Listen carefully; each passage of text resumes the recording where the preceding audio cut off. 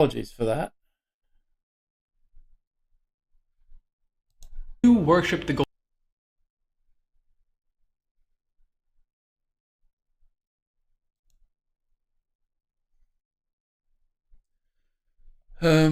While we're 70s Eastern Europe, staunchly conservative, even though it might be radical, there's a difference between revolutionary and progressive, right?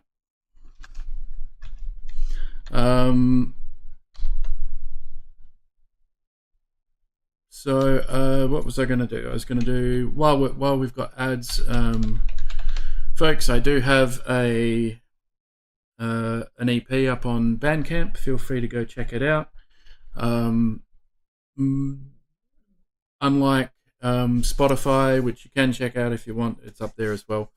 But unlike other platforms, Bandcamp does provides a much higher return to creators who publish their work through them. I also have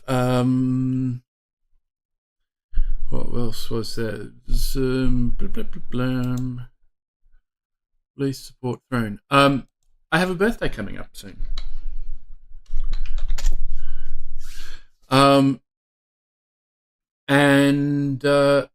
Throne is a gifting platform that I have an account on. One of the things I have done on Throne, and I'm just doing this while ads are going, so don't panic. We'll get back to the video in a sec. Throne, wishlist for creators, leading gifting platform. I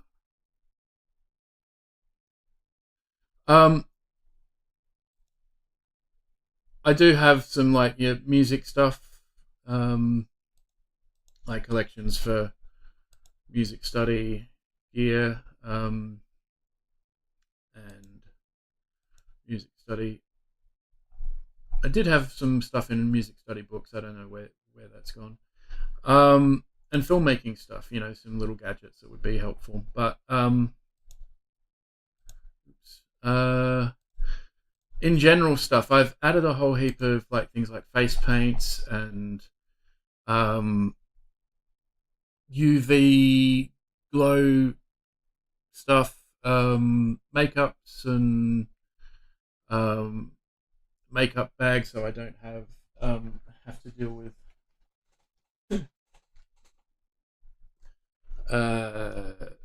with my current makeup thing, which is beyond capacity. And Stream Deck would be handy for a few reasons. I could use that for the music stuff, but socks, pride socks, some flight sim stuff, an exercise thingy, hair colors. This isn't me selling stuff. This is me just having stuff listed that I wouldn't mind having. But yeah, some of this stuff is vegan hair dye, and certainly some of the face paints are vegan as well. Yeah, it's wishlist stuff. But some of these colors are really funky, and I like them a lot. But the idea is, if I can get someone to buy me a dye pack, a bleach pack, and a hair color, I'll do my hair on stream. If someone wants to get me 3 different colors as well as a dye pack, I'll do those 3 colors or find a way to make it happen. And yeah, it's just something for a bit of fun, bit of an incentive for people to support the stream and do so in a way that they get to see how badly I can screw up my hair. Exactly. That sort of thing. But you get the idea. It's just a bit of fun, really. So that's the Throne stuff, and the video. The ads are done, so we can go back to the video. Orbs that haunt our minds at night.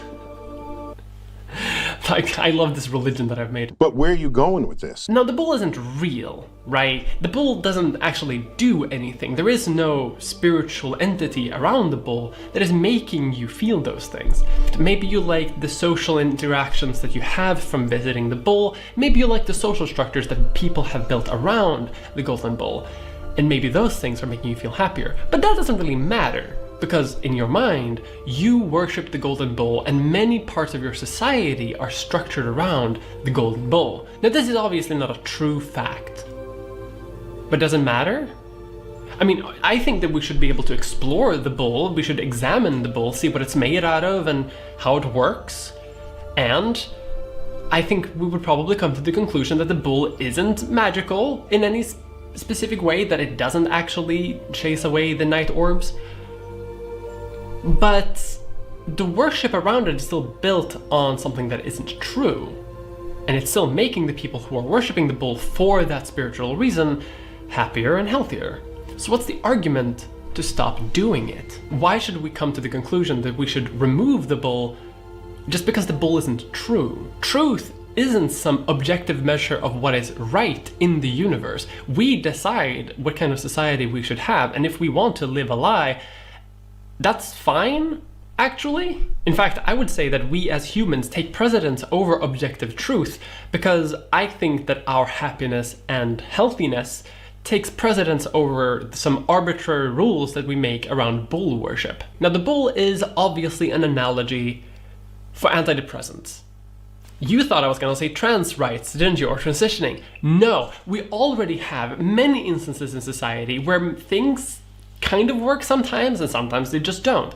A lot of antidepressants just don't work chemically in your brain, but they still work. There are many medications that also just do not work, technically, chemically, in objective truth, but they still make you feel happier and healthier. That's the entire premise of the placebo effect. But that doesn't mean that we should stop doing anything relating to that. It doesn't mean that we should stop using medication that we don't know exactly entirely how they work, because we don't have the objective sense of truth around those issues. And in regards to gender and trans people, obviously truth is not the metric that we use whether or not to determine who is a real man or a real woman.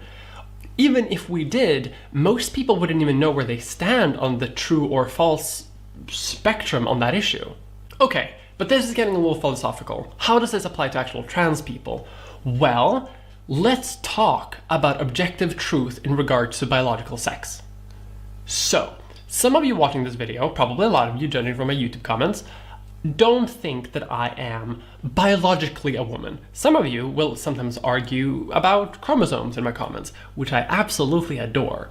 Because, are you sure what chromosomes I have? Let's tell a little personal story.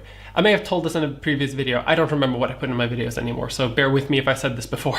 It's still relevant in the segment. So when I began to transition at 19 years old, I ordered medication from the internet, and I just kind of winged it in terms of dosages. I didn't really know what I was doing.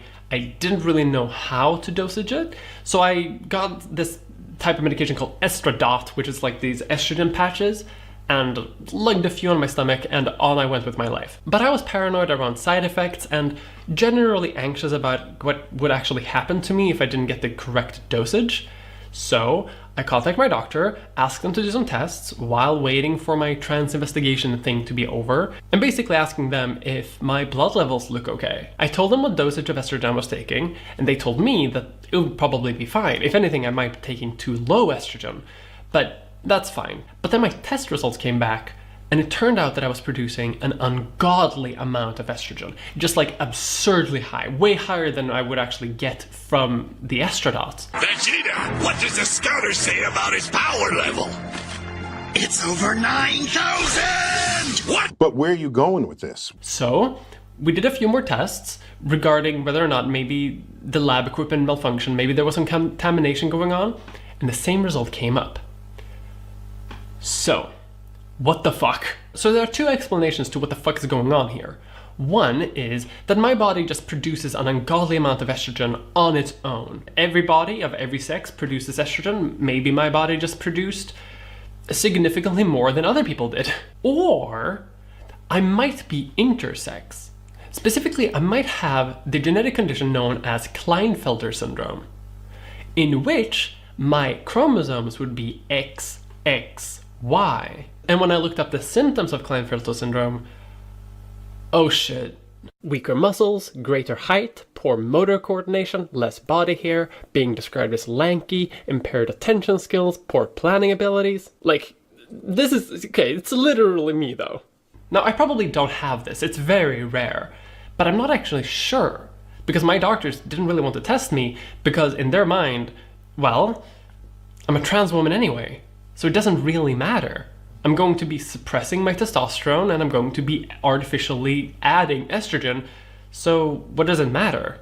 If anything, this is a positive. So they prescribed me some more estrogen and sent me on my way. Now, objectively, truthfully, what biological sex am I? You don't know. I don't know. And you probably don't know about yourself either. And odds are, if I had Klinefelter syndrome, but I wasn't trans, I would probably never find out about it. Because how often do you actually check? And I think that this is the reason why some people want to move away from using chromosomes as the biological determinant for biological sex. Because people with Klinefelter syndrome exists, so they don't really fit in. But then people will say, well, intersex people make up a very small minority of people, so they don't really count. But now you're changing the definition of truth. Truth is reality as it is, as it actually exists in the world. Not as you want it to be, but as it is. Another point to make here is that intersex people,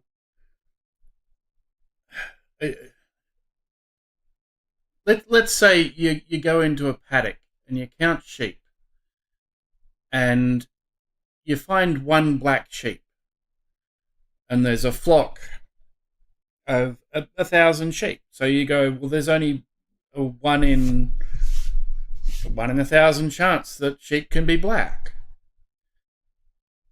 But nobody goes to the next field to check if all of the sheep in that field are white as well.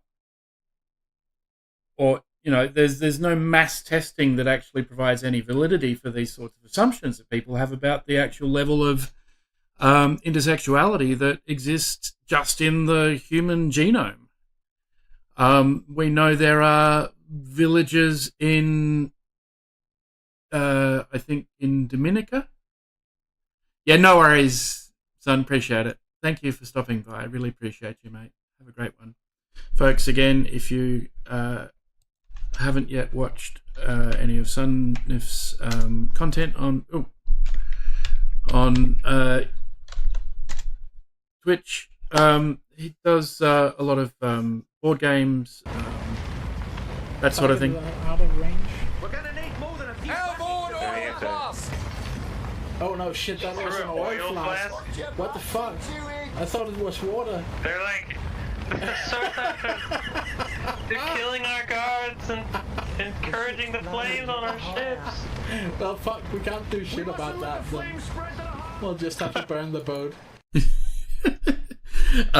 Please go give Sunnif a follow. They're genuinely great person and super supportive of the LGBTQI community, being a member of it, and one of my favorite people that I've met around the place. Yeah, just genuinely good being.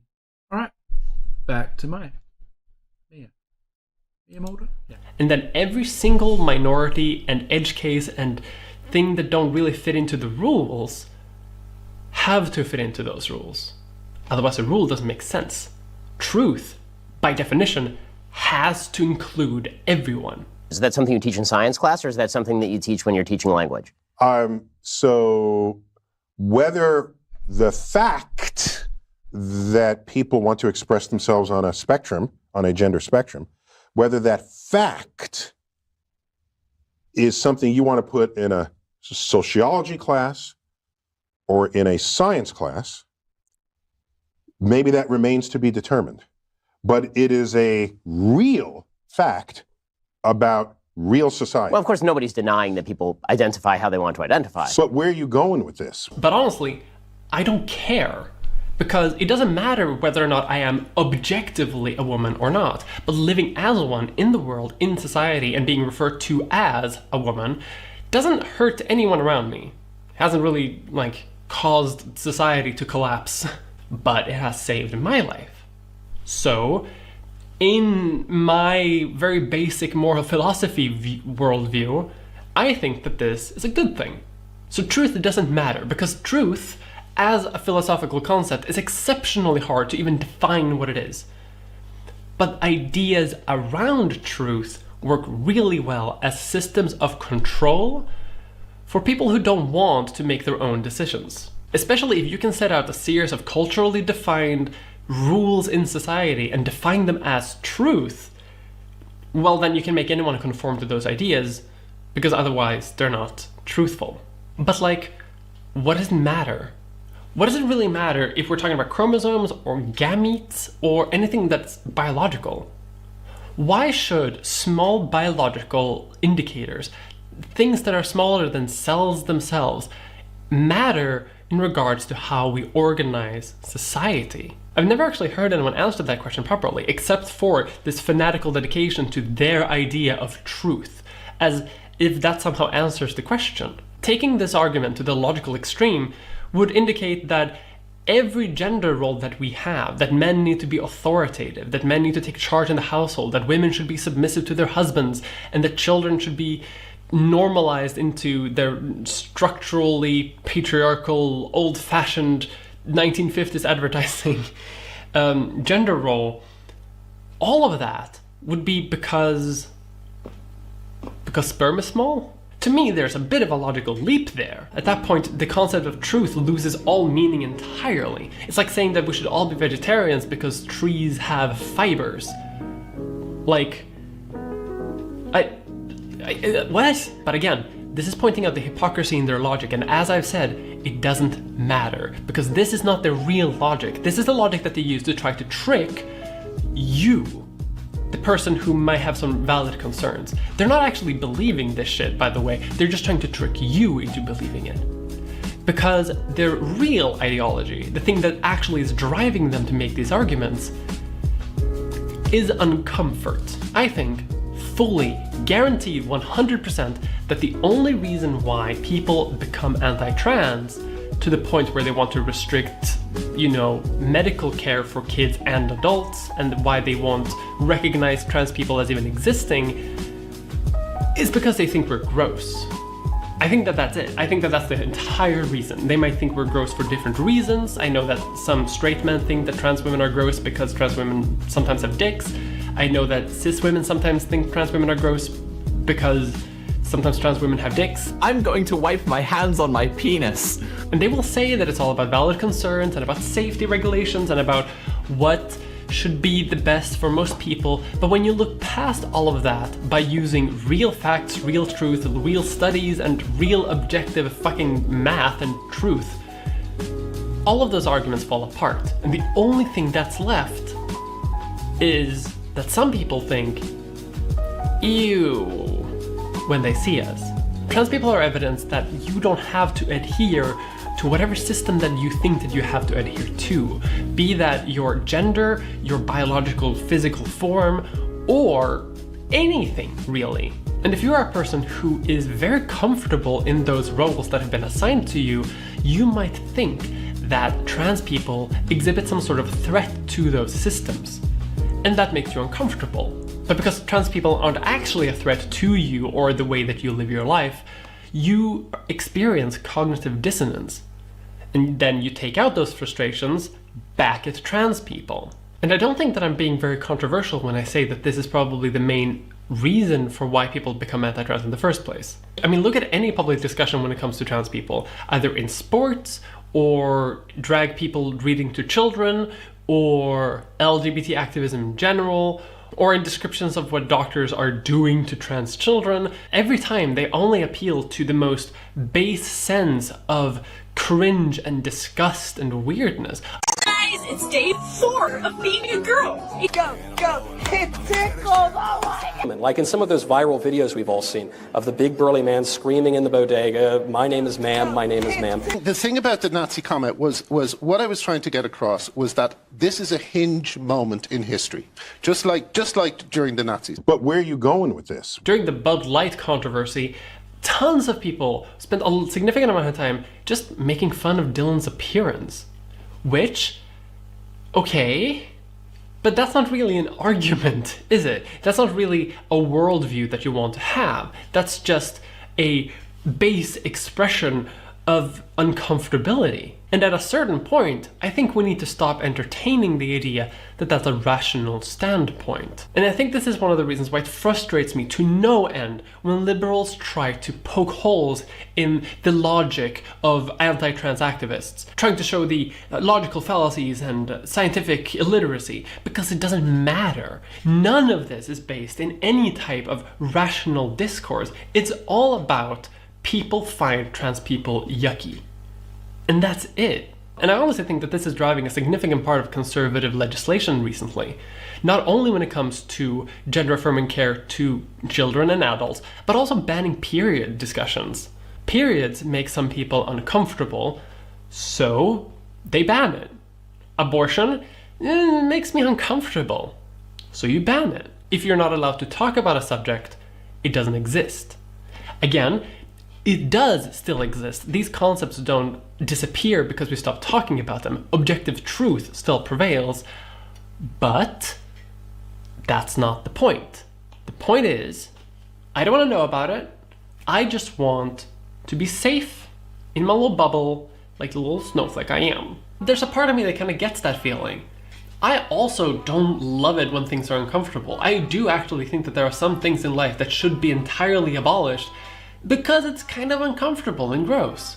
Like, my lord, what the fuck are you? And I think that this is a big retreat almost of what it means to be an individual in modern day society. Historically, people would relish the chance to be uncomfortable by something, to be exposed to something that they were not super okay with, so that they could train their own resiliency and improve themselves as people.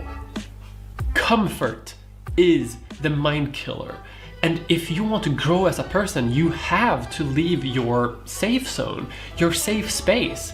And what's happening right now is that anti-trans activists are essentially trying to make all of society into their gender safe space. And by banning sexual education or just being exposed to trans people existing in the world, you're creating an entire generation who becomes scared over seeing a person wearing some clothing that they don't expect them to wear. Which, in my mind, creates a very weak generation of people. You can't survive seeing a man in a dress? Okay. That's kind of weak. And like, I know I'm coming across as a bit of an asshole here, right? But like, what other explanation exists here?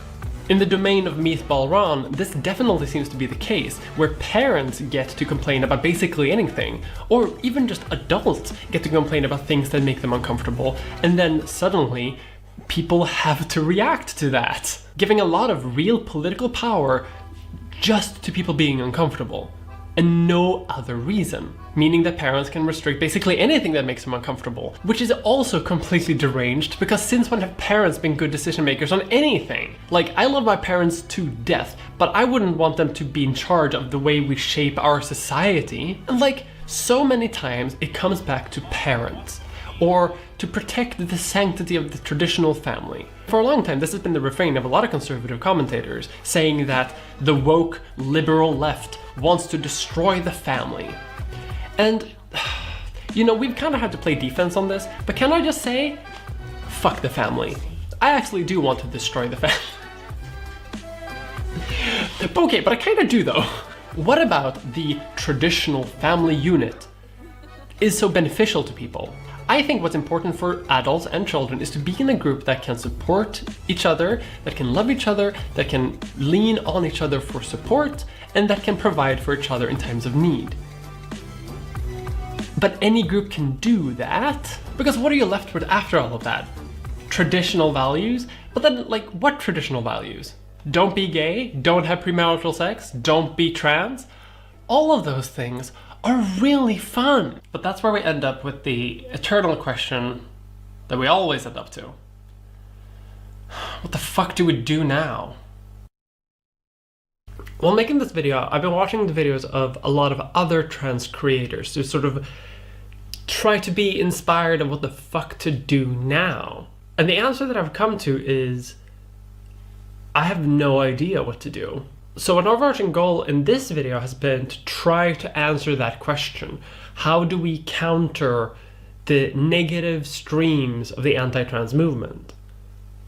And I'm not sure that we can. Well, okay, I have some ideas, but we'll get to them. I mean, there's the obvious, which is, you know, go to protests, call your congressman, vote. Pokemon, go to the polls. This is on my mind a lot because the day this video is going to come out is actually going to be the 10-year anniversary of me coming out as a trans person. My tranniversary, if you will. And honestly, I'm grappling a lot with the difficulties that has entailed for me, because I feel on a weird level that things used to be better before. I know objectively that that's probably not the case. A lot of countries have new rights, new protections for trans people that didn't exist in 2012 when I began my transition. But I feel like we've never had a bigger target on our back. Public awareness of trans people doesn't always correlate into improved rights or into safer trans people. It just means more awareness. And I used to believe on some naive, deep part of my psyche that things would at least try to get better over time. That even though things were bad for trans people for a significant part of world history, things would start to become better over time. But I'm not sure about that anymore.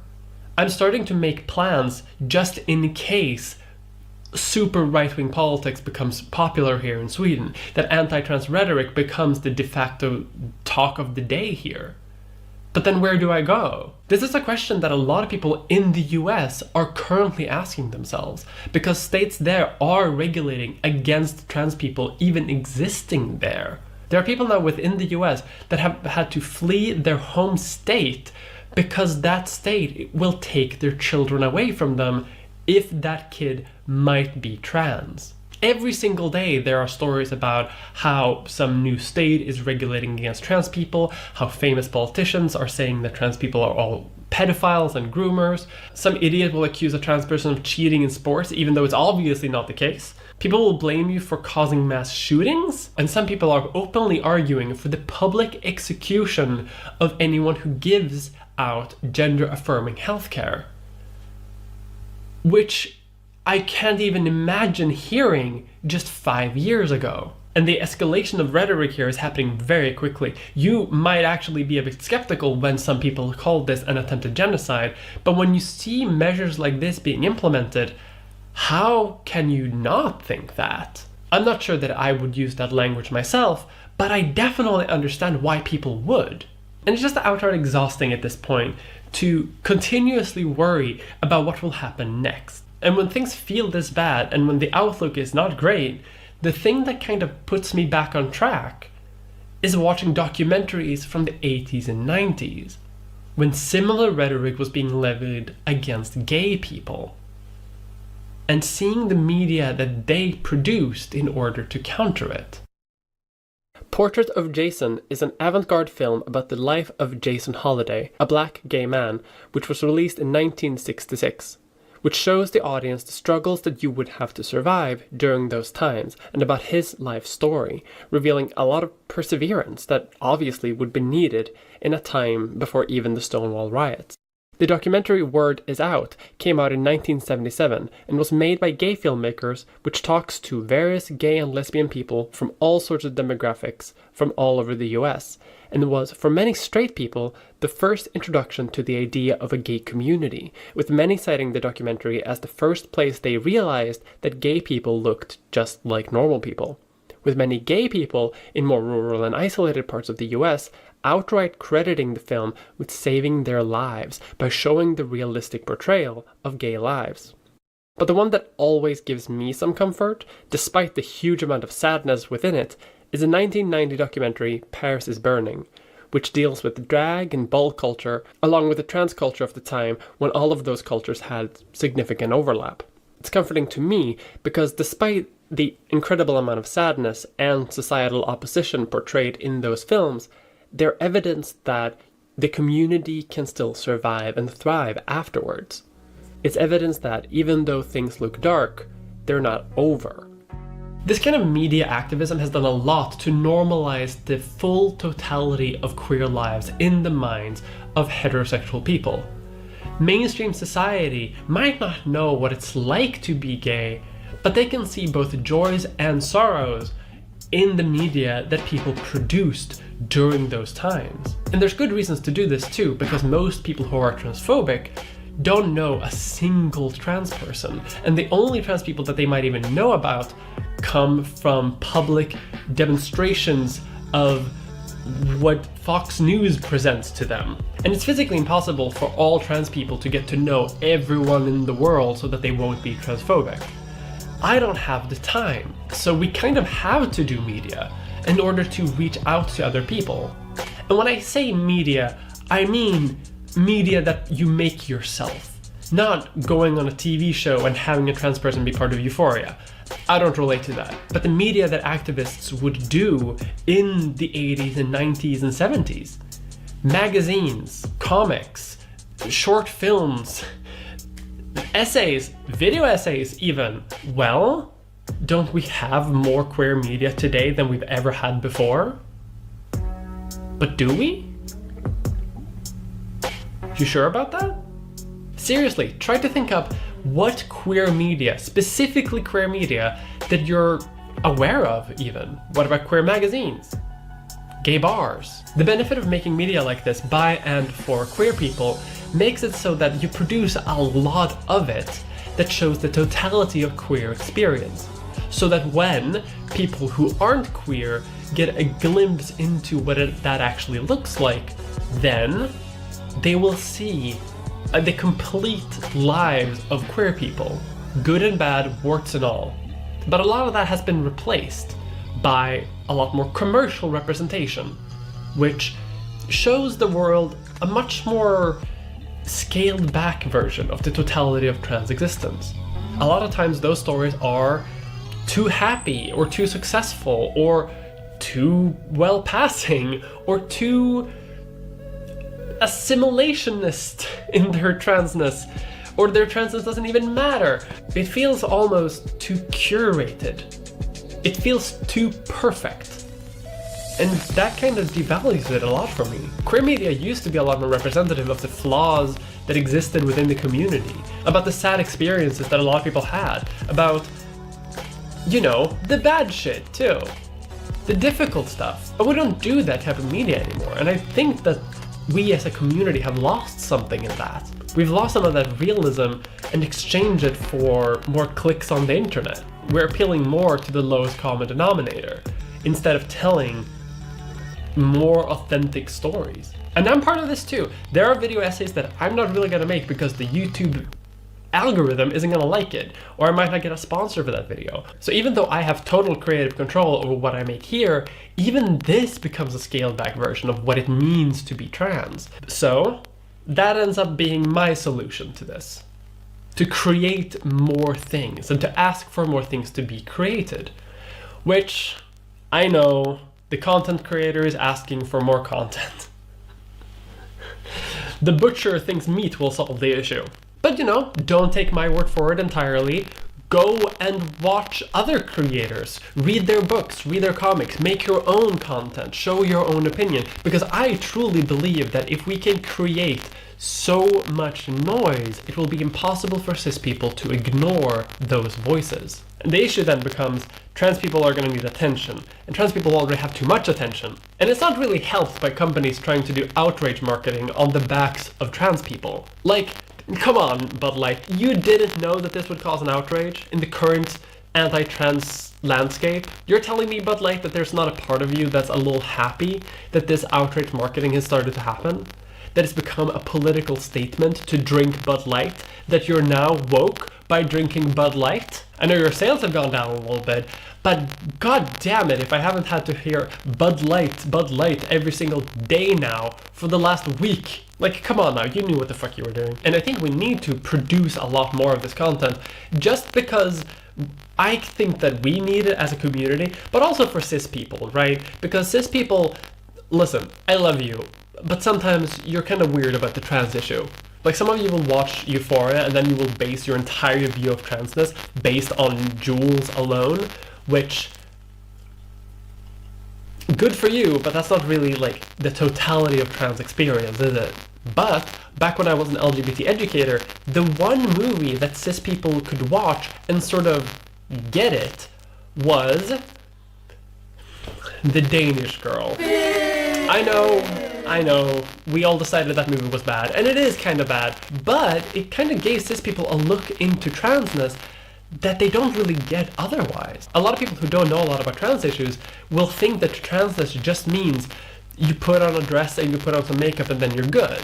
And a lot of depictions of trans people in this positive commercial light don't really disprove that false initial presumption. But the fucking Danish Girl did. But that's just one step in a much larger process. And I don't really know how to take those first steps. So now what? After all of this, where do we actually end up? What do we do about all of this? The truth of the matter is, a lot of people have lost their entire minds, and I don't really have a complete solution for that. I don't know how to de-radicalize an entire political party or an entire political movement, because that's what this has become now. Anti-transness has become an ideology in itself, with a lot of people dedicating their entire lives only to this one issue. And they can rationalize it however they want, but at the end of the day, that's all that really matters. That's the entire point, that's the only thing that annoys them, that's the only thing that bothers them, and that's what they want to fix. And the sad truth is, we can't really do this alone. Trans people are a very, very small minority, even though some people think that there are millions of us being created every single year. But we're not. Even if every single trans person stood up and spoke their piece and tried to fix this, it wouldn't work. We're not enough people. So what we need is we need normal people. We need cis people to actually stand up and actively be a voice on behalf of trans people. That's the only way this is going to work. And even if there were 10 times as many trans people as there currently are, even if there were 100 times, it wouldn't matter, because they're never going to listen to us anyway. It's not going to matter how well we present ourselves, how well reasoned our arguments are. It does not matter to the core ideological principle that these people have. That they don't want to see trans people. And there's nothing trans people can say against that. It doesn't matter how well we pass, it doesn't matter how well we fit in, it doesn't matter how much of the surgeries you do, none of those things matter, because at the end of the day, we're still trans. The only trans people that are even marginally accepted in the worldview of some of these people are people who agree with them. But watch out, because they're not on your side either. Really know how much you know about me, but I'm probably the most vocal anti-children transitioning person on the internet. It's what I'm. Right. I let you. The best thing you can do for us is grow out your mustache and tell people not to live like you. You know, how many kids saw Blair White, you know, giving one of her videos? How many children saw her and looked at her and said, you know what, she looks really good. I could do that too, and started transitioning. But where are you going with this? The only thing I can really do is encourage more trans people to be publicly visible, to stand up for themselves, and to be content creators. God, that's depressing. Be visible. Create media for trans people, for everyone. I think it's more important now than ever for people to actually see the totality of trans existence, because that's the only way that we're actually going to win the good graces of the larger community. Widespread society isn't going to care more about us just because a few people are beginning to hate us. And originally I had a segment here about how I think more trans people should try to engage themselves in party politics, even if I know voting doesn't really do that much. But I had this theory that if we went into politics and we actually hung around politicians, then just by the virtue of social awkwardness, they wouldn't want to legislate against us. I mean, it's easier to legislate against an abstract entity than it is against your co-worker. And I kind of believe this. This is one of the reasons that I personally went into politics. But then, Montana State Representative Zoe Zephyr, the state's first transgender legislator, tonight is banned from the House floor for the rest of this year's session. So, it doesn't work. Even using social awkwardness as a political weapon doesn't work. Using well-rationed arguments does not work. The only thing that really works is to disengage from the people who see us as disgusting, to distance ourselves from their narrative around us, and to instead try to engage with the vast majority of people who actually support trans people, or the ones who don't actually have an opinion on us yet. But it's not enough for us to do this ourselves. We need as many people as possible to help us do this together. And right now, it's feeling pretty lonely. I think the number one thing that people can do is to build community. And I mean really build community. Don't just follow other trans people on Twitter or Reddit or whatever. I'm talking create media for each other. Connect with other trans people and create trans media together. I know that some people think that trans media is annoying and it's everywhere and it's actually doing more harm than good. But I couldn't disagree more. I think that we need to be in people's faces as much as humanly possible. We need to be unapologetically trans in every instance where we can be it. Because that's the only way we're going to show the world that we exist, but we're not going anywhere. The civil rights movements of the 20th century didn't win only because they did political activism or because they appeared in will and grace. They did it because they made sure that they were visibly everywhere, that they could be anyone among us, and that they're actually normal people.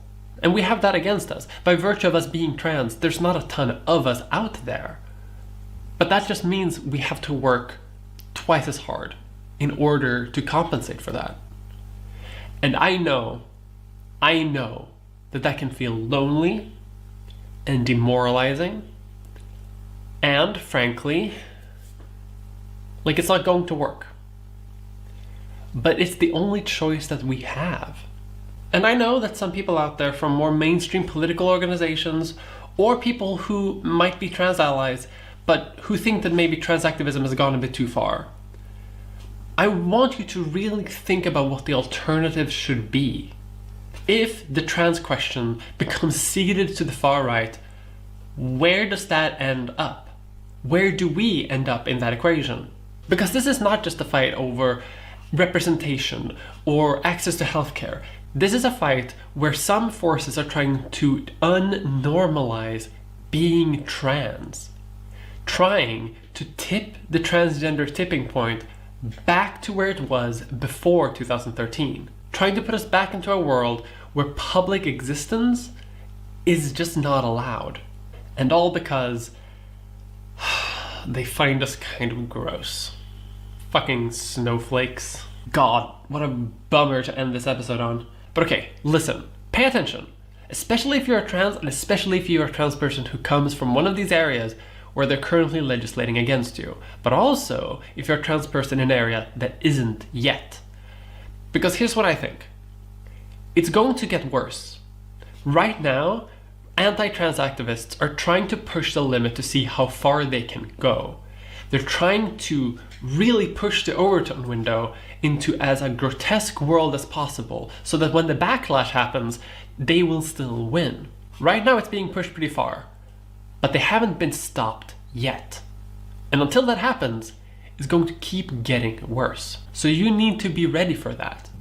You need to be able to go to protests, Call your politician, call your congressman. This fight is not over yet.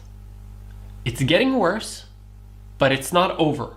The only thing that I can argue for is building a community. Contact other trans people, try to make friends, create a structural support network, because those things, they help way more than you think they do. And call your congresspersons and vote. And I know. Well, listen, I know this sounds kind of meek and a little milquetoast and a little bit like not actually doing much of anything, but I gotta stay within terms of service. Interpret that how you will.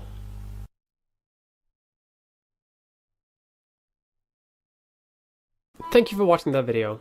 I want to give a special thanks to all of my patrons who made this video possible, and I want to give a special thanks for you who watched this video. It's a bit long and it's a bit depressing at times, but I still hope that you liked it. Hope you liked it as much as I like making it. This video took a little bit longer to make than I thought that it would, because it turns out that depression spirals don't just go away on their own. They just linger there for a while. I need to get the golden bull to chase away my dark demons. But I also want to give a special thanks to Linus, who helped record the voices of some very cranky people on Twitter. And I want to give a special thanks, of course, to all of my patrons who made this financially viable, and an even more special thanks to 12 Tone, Aini Salminen, Aislinn, Alicia Crawford, Amanda B, Amelia Unchained, Amy Lee, Andy Sophia Fontaine, Angelo Garcia, Ashley K, Aster Olsen, Athiet, Balaz Vince Seidel, Catherine Stenson, Choices Make Me Anxious, Cobrasphere, CRT Hayes, Dana Ferguson, Dara, D. Mirandi Arisetto, Eleanor Cassidy, Amelia Clark, Emily Pinkies, M. Coy, Anthony Seraphic, Oak Frogs, Erich Owens, Aaron Rafferty, Fox Kant, Gwenda Euphoria, Hans, Hope L, Jack McKenzie, Jane Lesby, Jenna Torgerson, Gareth Arnold, Jill Isabel Gary, Jürgen, Joshua Analik, Julia Helene, Dustin Lowry, Kira Wins IRL, LPQ Silver, Lena Travaz, Lucas Gray, Retro Spam Randy Sandwich, Madison, Marcus Smith, Mari Nekar, Maurizio, Michaela, Mo Khalifa, Mod Zero, Nicholas Kapoor, Nicole Danielle, Nimu, Njofbun, Paul D. Mackey, Pavel Dubek, Perry Dot, Rob Howlett, Rose Brunton, Zitzrees, Sonic Red, Stephanie Sterling, Talia Parkinson, Taylor Sophia, Thea Vega, Thors of Mir, Travis Siobhan, Tyr, Valerie Blackbird, Weirdy Beardy, and Wolfgang, the Grand High Exalted Wizard. Thank you. I have the widest shoulders in the fucking world. But where are you going with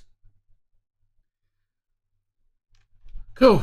Well, that was kind of epic, but I think worthwhile for this week in particular, with Trans Awareness Week. We are, as a reminder, raising funds for Trans Lifeline, which is a very important organization in the United States right now, because they are helping people with counseling, with support services, with micro grants for emergency funding for various purposes, including getting out of danger. And they're a pretty based organization. So do what you can to support them. Thank you all for being here. Appreciate your company. I think I'm at a point where I'm at limit of maps for tonight. Let's see who is online.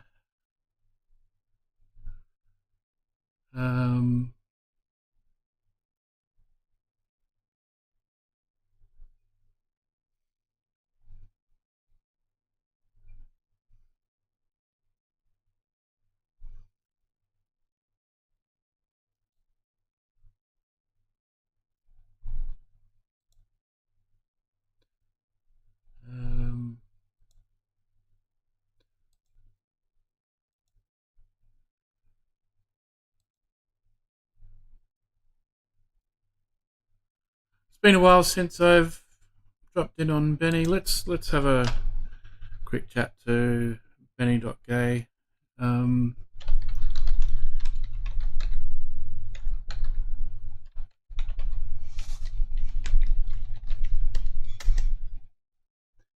They are a trans streamer who has done some work with the Young Turks and various other media organisations around coverage of queer issues and also just general political commentary around US politics in particular. Oh, pardon me. They're a veteran and a whatever you want to say about being a veteran, neither here nor there. They tried to do something important, and they've returned to civilian life and found themselves in a situation where they felt they need to transition. So good on them. They're doing quite well with it, and we're going to raid out to Benny right now. They're slightly different political alignment to me, very strongly left-wing though, and very good and wholesome person. You might not agree with everything you hear there, but you'll at least agree with sort of some of the intent behind it. All right, well, thank you everyone. It's been a lovely night. I've had some interesting chats, had a really dumb plane crash in